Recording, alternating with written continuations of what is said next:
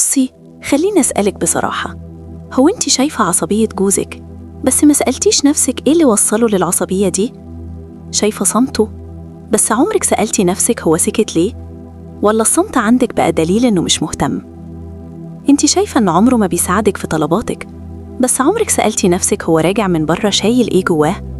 عمرك فكرتي إنه ممكن يكون مكسور، تعبان، تايه ومش لاقي مساحة حتى يعبر؟ ولا خلاص اتحكم عليه إنه مقصر وخلاص؟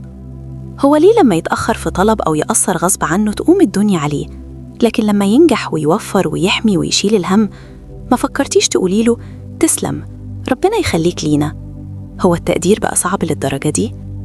ليه دايما شايفة اللحظة اللي رفع فيها صوته ومش شايفة 100 موقف بلع فيها الزعل وسكت؟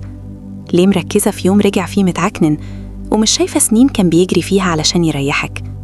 هو الراجل لما يتعب لازم يبتسم غصب عنه علشان ما يزعلكيش.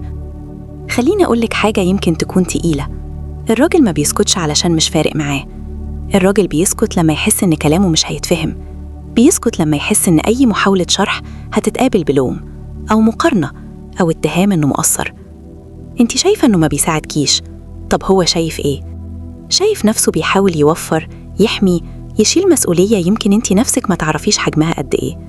بس المشكلة إن اللي بيعمله بالنسبة لك بقى واجب، واللي ما عملوش بقى جريمة.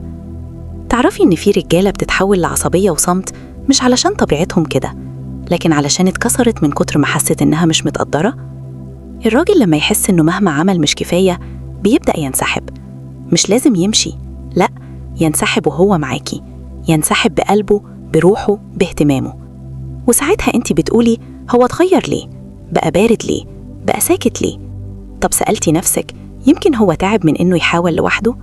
يمكن زهق من إنه دايماً المتهم ودايماً المطلوب منه يثبت حسن نيته؟ خليني أصرحك بحاجة تانية، الراجل ممكن يستحمل ضغط الشغل وضغط الدنيا وقسوة الحياة كلها، بس نادراً يستحمل إنه يحس إنه قليل في عين الست اللي بيحبها. الإحساس ده تحديداً بيكسر أي راجل مهما كان قوي. انت شايفة إنه ما بيديش اهتمام كفاية، بس عمرك سألتي نفسك آخر مرة قدرتيه كانت إمتى؟ آخر مرة قلتي له كلمة تخلي يحس إنه كفاية كانت إمتى؟ ولا بقى الطبيعي إنه يدي وإنتي تراجعي، تحاسبي، تطلبي أكتر؟ خلي بالك، الراجل لما بيتكسر ما بيصرخش، الراجل بيتحول لسكوت طويل، سكوت يخوف، سكوت بيقول إن القلب بدأ يبرد واللي كان بيحارب علشان العلاقة بدأ يستسلم. وأخطر حاجة إن الراجل لما قلبه يبرد ممكن يفضل موجود جنبك سنين من غير روح، من غير شغف، من غير إحساس. وساعتها العلاقة ما بتموتش فجأة، بتموت بالبطء، يوم ورا يوم، لحد ما يبقى وجودكم مع بعض عادة مش حياة. فاسألي نفسك بصدق، انت شايفة عصبيته بس ولا شايفة وجعه؟ شايفة صمته بس ولا سمع صراخه من جواه؟ شايفة اللي معملوش ولا شايفة اللي شايله لوحده كل يوم؟ خلي بالك، التقدير مش رفاهية، التقدير أمان. كلمة بسيطة ممكن ترجع راجل للحياة، ونظرة احترام ممكن تنقذ بيت كامل من الانهيار.